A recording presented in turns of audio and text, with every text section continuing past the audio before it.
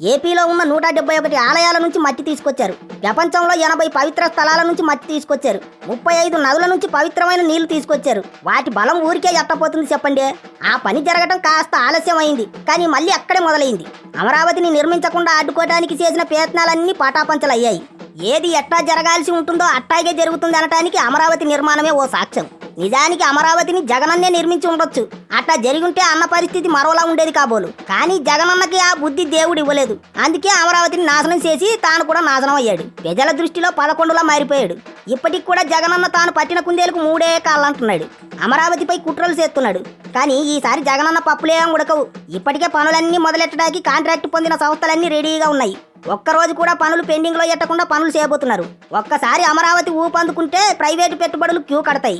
ఏపీలో ఎవరెలాంటి ఖర్చెట్టినా ప్రభుత్వానికి పన్నుల రూపంలో ఆదాయం వస్తుంది. పోయిన 5 ఏళ్లు జగనన్న 3 ముక్కలాట ఆడి అప్పులు తీసుకొచ్చి బటన్ల పేరుతో అంతా ఆరతికర్పురం చేశాడు. అన్నకు దోచుకోవడం తెలుసు కానీ సంపద సృష్టించడం తెలియలేదు.